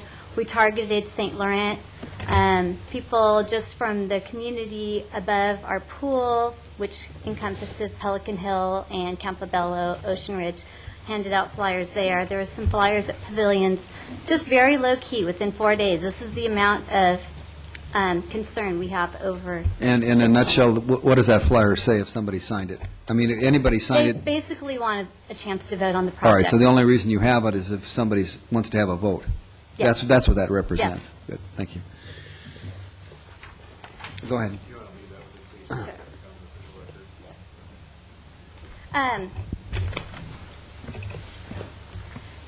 The outreach that the committee did do, though, I want to comment that I feel that a lot of it was subjective. I would like to know where the tangible evidence is on their part. Where is the votes? I know that there was a bunch of people, let's see, 100 names in support of the community center. A petition was sent. We had 100 names against the community center at one of the town hall meetings. So the support against the center somehow seems to be being pushed under the carpet. Everyone seems to be vocalizing their opinions that we don't want it. However, it never seems to make it to any public comment. So we're just wondering why our voices are not being heard. We would like to request a vote of the Newport Coast residents. Thank Great. you. Thank you.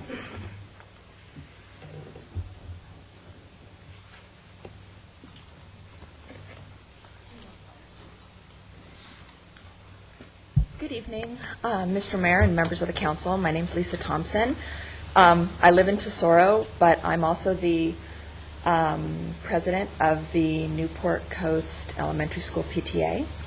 And I know Tesoro's hammering this issue really hard, but I wanted to point out that there are approximately 15 women on the executive board for the Newport Coast Elementary School PTA.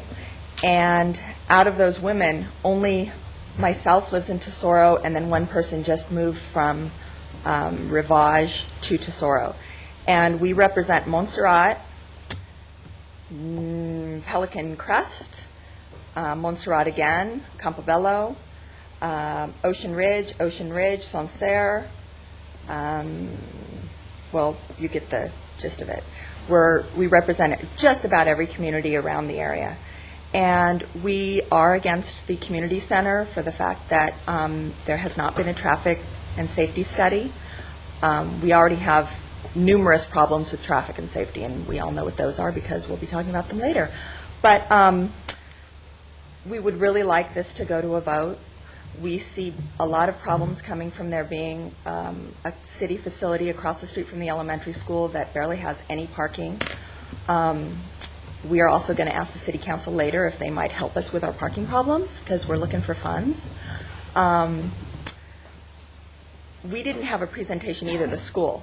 And with 700 plus children there, you'd think that somebody might trickle on down to the school and ask us what our opinion is. And the NCAC did not show up, and they haven't done it in these 6 years that I've been on the executive board. So thank you for listening. One last question. Yes. Are you speaking for yourself or the PTA for the school? I'm speaking for the PTA. I've contacted every member of the PTA. So it's a position of the school PTA that they would be against this, or they want to vote and they are still against it, or The executive board is against it because of the traffic and safety. We don't want to bring anything else to that intersection. Okay.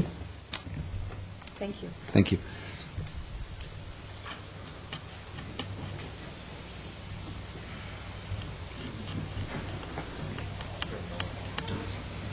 Hello, Mr. Mayor, City Council members. My name is Mark Vanicola. I'm on the Tesoro board and a resident of Tesoro. I just wanted to follow up with something Mr. LeBeau said. As far as the NCAC coming and presenting anything to Tesoro, HOA, they haven't done it. My tenure overlapped with Mr. LeBeau's, and I'm currently on there, but since Tom left and since I've been on there, we have yet to see them give us any information other than, I guess, the minutes, as Mr. Kipp had mentioned, but they've never presented to us and enlightened us on the full aspect of what they were doing. The other comment I'd like to make is, at the last NCAC meeting, which got a little heated over this topic, there were several requests for Mr. McGee to address why a vote was not taken. And at that time, he still avoided the questions, and that has not been answered to anybody on their opinion about voting. And I feel that he's not addressing it because they are afraid that it will get rejected. But I just wanted to make that known. So. And we did submit a letter to you, Mr. Mayor, as well, on behalf of the board, not the community. Yes, thank you. Okay.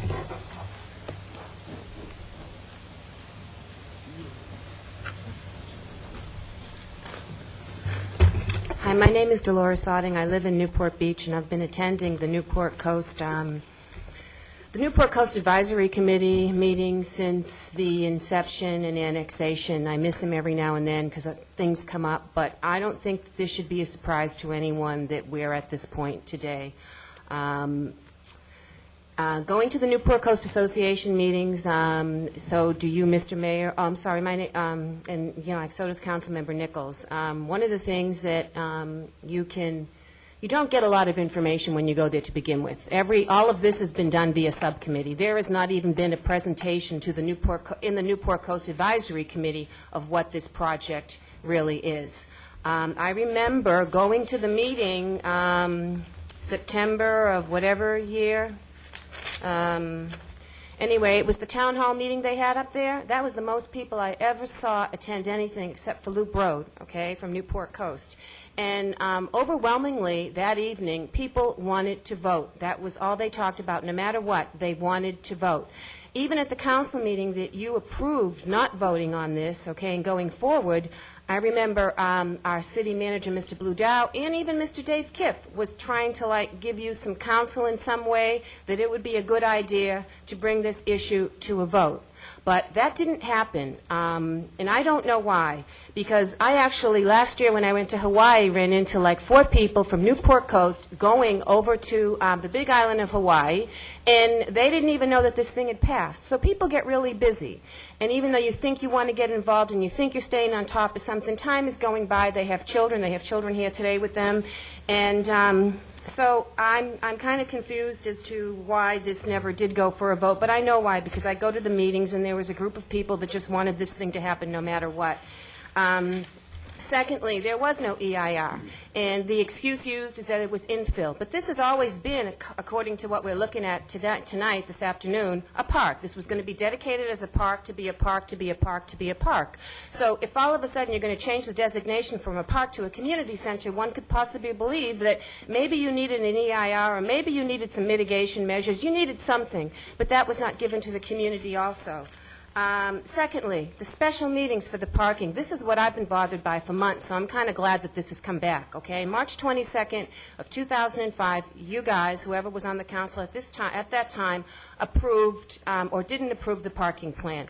There was a special meeting called on March 24th that you were at. We counted parking spaces, Councilmember Heffernan over there, excuse me, Mr. Mayor. And one of the things I was very concerned about is the Brown Act defines what a special meeting is.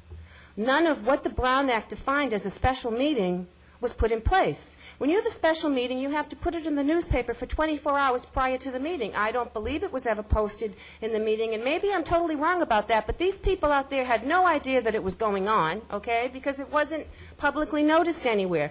And you not only had one special meeting like that, you had 2 special meetings like that. And I don't think it's fair to the community that that was done, and it was never brought back to the city council. The only way that it was brought back to the city council, evidently, was in the budget process to say, yeah, we're going to pay for this parking and everything. Okay, the other thing is that since the school is growing and since the Loop Road took some of the area, perhaps it would be a nice thing to keep it as a park, since they're going to be putting trailers on some of that ground, and where are the children going to be playing later on? And I guess that's basically all I have to say, because I'm just disappointed. This should have been voted on. Oh, one last thing. How much is this going to cost all of us in the end? Because we the taxpayers will fund the community center. We're going to fund all the inside and all the maintenance and all the staff and all the people. So I'm wondering how much that's going to, affect all of us also, versus if we just kept it a park for the children. Thank you, Mrs. Otting. No, I said thank you. Thanks for speaking to us. Who's next?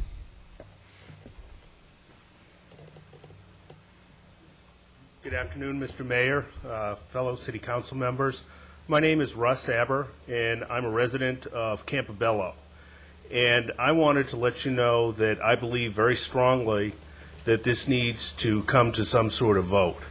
I decided to come here in person because I wanted to make sure that you don't have the impression that this is something that's strictly limited to Tesoro residents. This goes well beyond just the Tesoro neighborhood. Most of the people that I've talked to throughout Newport Coast at least want to bring this to a vote. We feel strongly that not enough information has been provided to us about this community center, that we haven't had a chance to approve or disapprove of what's going into this. So I just want to let you know that it's not strictly Tesoro. There are other neighborhoods that feel the same way. Good. Thank you. Thank you. Before we have the next speaker, we have two NCAC members here from that committee. Before we burn up all our time, do either of you want to speak? Be good time. Well, I mean, I just don't want this to happen when we don't when we're going to go to closed session. I want to give you a fair opportunity to respond. And I'm not going to close off hearing after this, but I just want us to get their side as well. Thanks. Good afternoon. My name is Dan Wampole. I serve on the NCAC, but most important of all, I have served on the board of the Newport Ridge Homeowners Association for approximately 7 years, and I am just serving my 4th term in a row as president. I also want to pass out a letter from the chairman of the Newport Coast Advisory Committee for you to read later.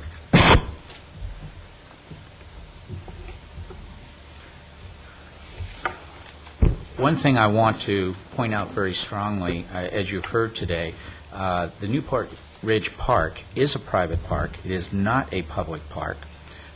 It's just not gated in. The Newport Ridge Homeowners Association has twice held a vote in support of the community center going on the corner of their park. And as you have also heard, the pre-annexation agreement provides for if the city does accept dedication of that park. And there is also another park that sits in the middle of Newport Ridge, Crest Ridge Park, which is also a part of that offer of dedication. But should the city accept it, they have to lease it back to the Homeowners Association. That's in the pre-annexation agreement. We have had a few residents come to us and say, what do we need a community association for, or a community center? Most of those people have been empty nesters. Since I was involved in the negotiations of the pre-annexation agreement on the Newport Coast Committee of 2000 as well, we feel that this community center was the most important part of our negotiations. As you've heard, the money we get back is very small, and I don't think it would mean much to most people. Certainly the $7 million coming back. The Tesoro residents, it's very interesting that they've decided to come forward in a very small group to protest the site being used for a community center only after the story poles went up. I want to let you know, in Newport Coast, the Irvine Company has seen that in all of our CC&Rs, and I believe on our deeds of the house, although I'm not positive on the deeds, but definitely our CC&Rs, do not protect views. And what I've heard from the people from Tesoro, they talk about views, they talk about they didn't know what was going on until the story poles went up, and they talk about losing parkland. Views are not protected, period. And the land that's being lost or given to the city comes from the Newport Ridge Homeowners Association, and we gladly offered it up to the city. And whatever legal forum needs to exist for this to happen, we support it. Let me see. As to the parking issue, I think staff has told you there was quite a bit of confusion. And this is really a joint project. And the city is a big part of this project. And early in the game, we did ask for counsel from staff, and they looked at what we proposed and said this could be done. They also indicated to us that there were no rules or laws on the books for parking with this particular use. Does anyone have any questions of me that they'd like to ask? Is it fair for me to read part of Mr. McGee's certainly. letter? I'm reading from not the last paragraph, right before it, and he says, "It is clear that the votes of these 5 members," talking about the Newport Coast Advisory Committee, including myself, "it is clear that our votes to proceed with the community center would not change as a result of any advisory vote, because each of us believes that the outreach program was best and more valid way of determining the community support for the community center." So does that say that you 5 are saying that no matter if we take a vote or not, that you would not change your advice to the city council to proceed with the community center? I wish I could scream that. Yes. 5 of us have spoken extensively, and none of us will change our vote. And secondly, do you think under the pre-annexation agreement that your committee, the majority of it, of the 5, have the authority to dictate that this gets built or not? That's exactly what the pre-annexation agreement states, and I believe it also states that the council has to approve it without some overwhelming, I don't remember exactly. Best efforts. Yeah, best efforts. I've read that Thank you. more than a few times. Okay. Any questions for Mr. Wampel from council? No, thank you. Thank you very much. Actually, Dan, I have one. Okay. Has Newport Ridge ever considered allowing at least the baseball fields going to a public park and letting the city taking over both the landscaping maintenance and the long-term maintenance of that property? Never, and would not be our intent. In fact, if I may speak to that, until the community center was built for the Newport Coast Association, our association considered itself good members of the community, and we offered our park up to that association to use. At the point that their facilities were opened about 2 years ago, the Newport Ridge Board started making moves to take their park as a private park. In fact, we have bids out right now to fence in the rest of the park, minus the parking lot, and to put... Let's have order here. Yeah, Speaker has... And to put gates with button access to the park itself. We know And that includes the baseball fields? Includes the baseball fields. Now, we have generously allowed the Newport Beach Little League and soccer and Sage High School to use our park. And although this last year soccer did not ask to use it and they didn't use it, Newport Beach Little League has, and we will continue to allow them to use it because, as we all know, we still could use some more baseball fields. Big thing in Newport. Good. Any other questions, Mr. Wampel? That's great. Thank you. Thank you. Public comment is still open. Anybody else from the NCAC want to speak? I'll give you priority. No? Okay, public comment is still open. Anybody else want to speak on this? No? You've had your... No, only because that's the way we do things. I'm not trying to cut you off. Okay. Oh, yes, we have one more. Yes.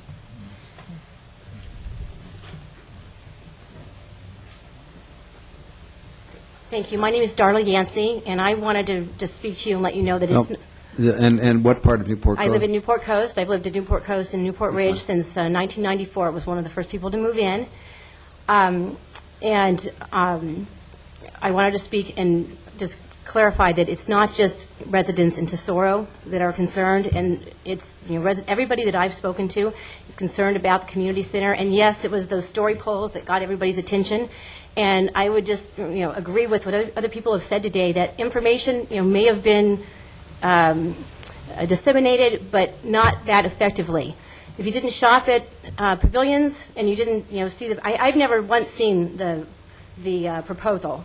And I've lived there for 11 years, and the other point I wanted to make is that if, in fact, it was to go forward, I think consideration has to be given to the fact that it's really in close proximity to the school, and we do have a lot of issues at our school. The parking, some of the field may be used for other things, and from what we've been hearing, I don't know if it's true, but, there's been some statement made that, there would be no use by the school. And I think that that should be addressed, as well as the fact that, the Newport Ridge Association, will be apparently continuing to maintain this public park. And, as it's been stated, it's used by the public, and, but maintained and paid for by us, and the costs are bound to increase with additional foot traffic and people using the community center. There may be people in Newport Beach that don't know about that park. They're going to find out about it. Over time, it's going to become more and more expensive for just the residents of Newport Ridge, which is a chunk of Newport Coast, but not everybody in Newport Coast. Not the people that live in Pelican Hill. Not the people that live in Ocean Ridge. Not the people that live in Newport Ridge North, which is Rivage and Aubergine and Provence. Just the few communities in Newport Ridge. And that seems an unfair burden on our communities, and should be taken into account. And obviously we're sitting out there and we're liking the idea that it would become a public park and maintained by the city, and also recognition of the fact that significant money and time has gone into maintaining it and building it over the years, and perhaps there should be compensation to the residents of Newport Ridge if that was to ever happen. So that's what I wanted to reiterate and add. Thank you. Great, thank you. It's 6 o'clock. We're about to go to closed session. Any other public comment or any topic we haven't heard? Okay, then I'm going to close public comment. The next issue before us would be, since it's a study session, we don't take action here, is what does the council propose here would be the next step. I'm open. How long do you think Mr. Webb? the closed session needs to be? We have one item, half an hour? Probably 35 minutes. How long is the chief's presentation? Well, the question before us right now is direction. On NCA. Well, I guess the question is, what are we going to do with the information we've just heard as a city council, specifically as to the issue that's been presented to us, whether we're going to bring this back to discuss, take council action on whether we're going to have a vote of Newport Coast residents on proceeding with the community center. Would that be fair question? Okay. I'm open. Comment. I'll leave. Mr. Nichols? I've sat on the board here for the Newport Coast for a year and a half or something like that, and somewhat ambivalent feelings at times on just how things should be used and so forth. We are short facilities, particularly athletic facilities in the area. The facilities that we have are usually associated with schools, and Lincoln School has a lot of athletic fields that were greatly improved by Little League and have been used by them. The other associations, the Fort Streets, have opened up the center of their area to soccer teams and so forth to practice. The school lots were used. These are performing the recreational aspects. In Corona del Mar, the elementary school, its property has been used, and Grant Howell Park has been used. The parks particularly are overburdened from a standpoint that your kids playing in the small leagues, the soccer, the baseball, they need facilities. Now, it has not been a case where they haven't been supported by the leagues to help improve these things. They've been supported very well. I coached a lot of that. It worked out pretty well, but we didn't have the kind of facilities we have now. We had the kind of facilities which had clumps of grass where the kid could turn his ankle pretty easily. Now you have really some very fine fields because the community took a stand and went in there and did this. Now this is an area where the community is looking out for itself and asking, well, we want these kind of facilities for our kids. We want them to be able to play ball. We want the softball. We want the baseball. We want the ability to have a basketball league. We don't want that outside where it's going to be affected by fog and so forth, where the kids are playing at night outside. We want to put it inside where it won't make noise for the community. I think that this is a very unifying thing for Newport Coast and can be, and I think it will be wonderful. The facilities at Newport Coast Elementary are not of that type. It's pretty hard to have a full basketball court in that gymnasium they have or the auditorium. And as far as baseball fields and their fields up above, they're pretty bad. And I mean, they need to be turned over to Little League and allow Little League to improve them like we have the other fields. Mr. Nichols, if we can we Yeah, let's narrow it down whether you think this should come back for a regular agendized item and whether we should have a vote? Well, I think that maybe the council should bring it back and hear it a little more. I think that they have to understand, but I also believe that the community and the Newport Coast Association has been responsible. They have acted in a responsible manner. They have noticed their meetings. They've opened them up. And I think that you have to understand what's going on before you just take stands against what's happening in the community. And that's why you see me supportive of the actions being taken. I think that the community is being protected, but I think it's also going to benefit from this. And I think that's what I see and want to see happen. And So if I could paraphrase, you would say that you would take the NCAC's decision to proceed as valid on its own, and not have any vote of the residents. I do not believe it needs to take place. Good. If Okay. an overwhelming majority of them wanted it, I would change my opinion, but I haven't seen any such thing. Okay, let's hear from other council members. Mr. Mayor? Yes. Certainly, I'd like to reiterate my request to the city attorney to enlighten us as to the legalities of dedications and who's getting what and who has the right to exercise what. We've heard different testimony here today, some people saying we should make it a public park, the head of the Newport Ridge Association saying that they have no intention to release it as a public park, and so I'd like to know who has the authority to make that decision, and so I'd certainly welcome that report.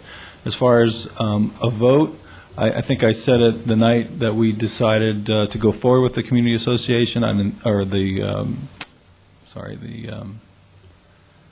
the facility, that I did not feel a vote was required. I think that it's going to be an important facility up there. You have a series of homeowners associations that have gates around them. Everybody's fenced off from each other. This will be the only public facility up there. Even the park that's up there now that's being used by the public, we're told tonight, is going to be fenced off. So certain people can use it, certain people can't. This is really the only place where people are going to be able to come together collectively in that neighborhood, in that area, in Newport Coast, and interact with each other. So I am still in support of that facility. I'm hoping that they can bring it in on budget. I'm sure we'll all regret if the neighborhoods feel that they have to file lawsuits, which I think were alluded to by one of the speakers at least. But in general, I am in favor of the community facility, and I think we should stand by our decision, and I do not think a vote is required.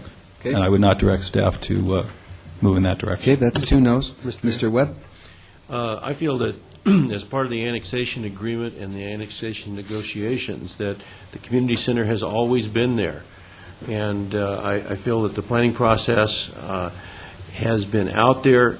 If people from the various different associations wanted to attend the meetings, they're given notices, they could have attended meetings, and they could have asked more questions. I don't think it was necessarily the duty of the NCAC to go to every separate association and and indicate to them that they have a presentation. So I feel that this has had lots of notice, and that I would support us going forward with the project without a vote.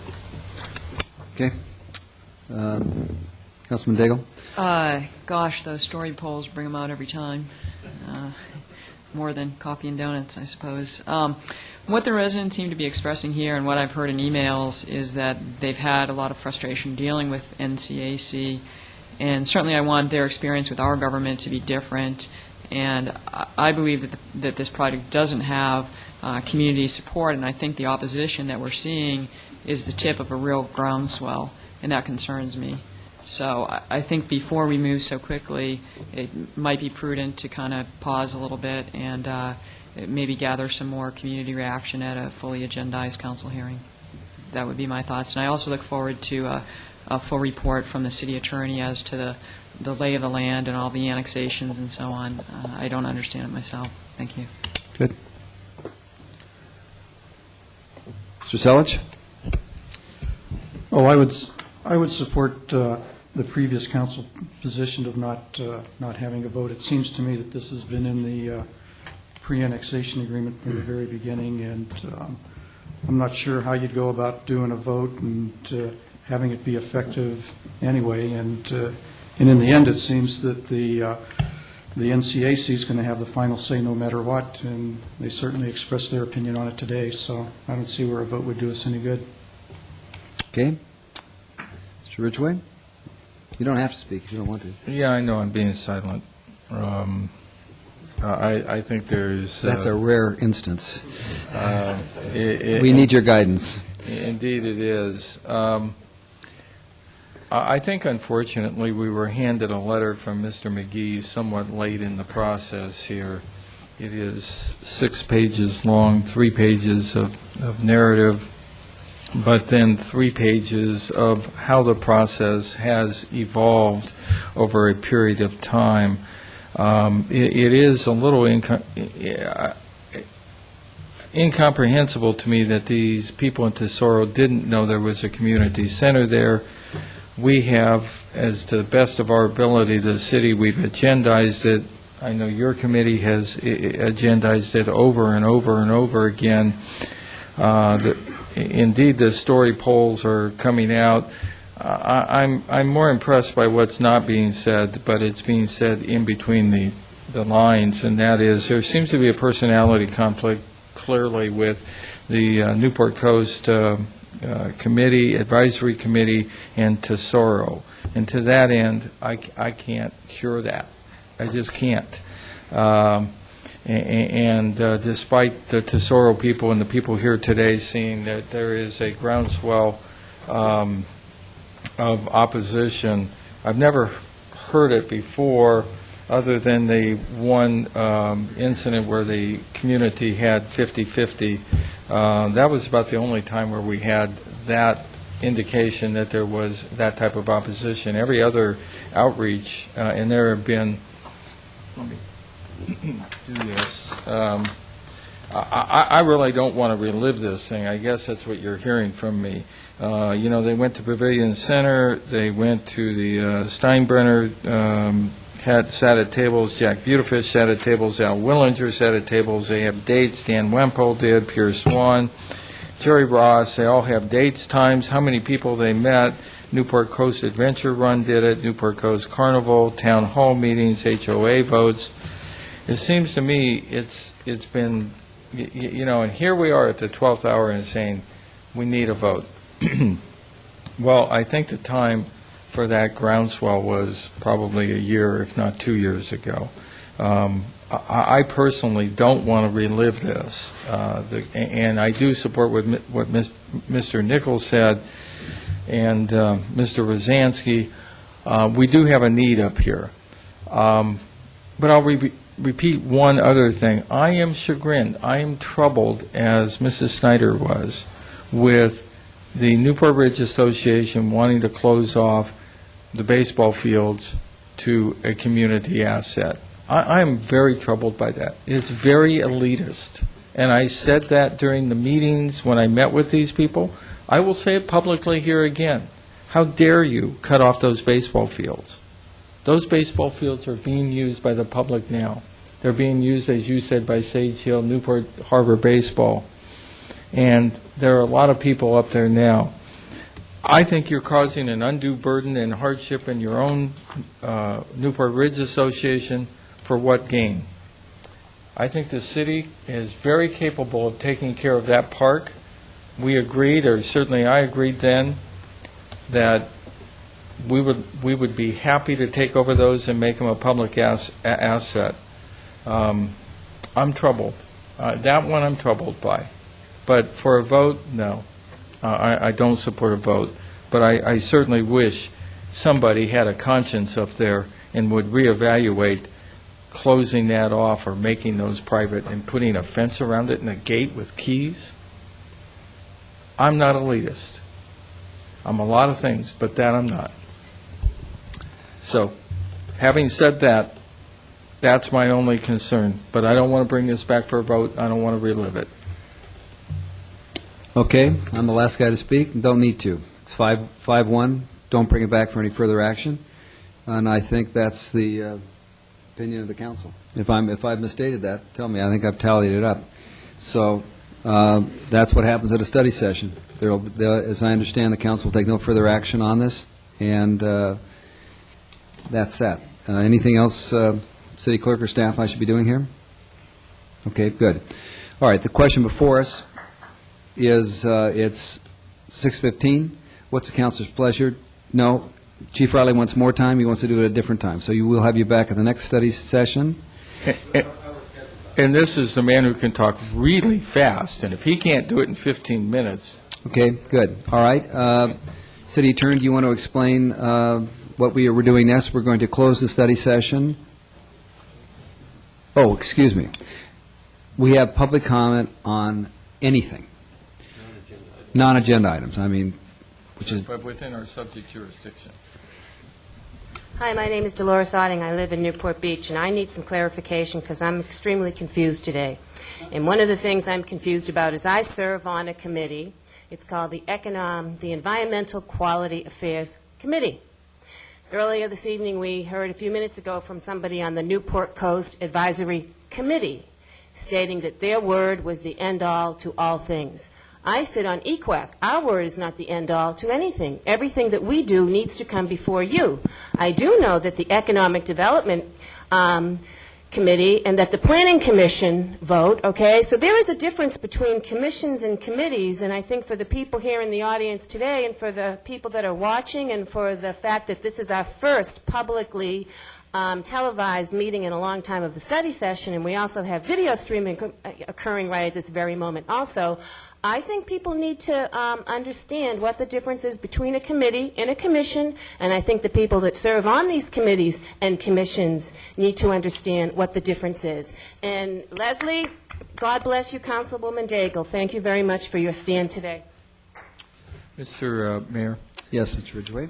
Usually we don't respond, and if staff wants to take a hazard a guess at committees and commissions, that's one thing. What we have here is the authority documents that set up these committees and commissions are written differently and give different powers and authority to each one. I was here when we did EQUAC some years ago, and the annexation agreement really has a very specific authority given to that committee up there. So therein lies the difference. Each one has some type of either resolution or authority document, and they all vary depending on what was established at that point in time. Okay, thank you. Any other public comment?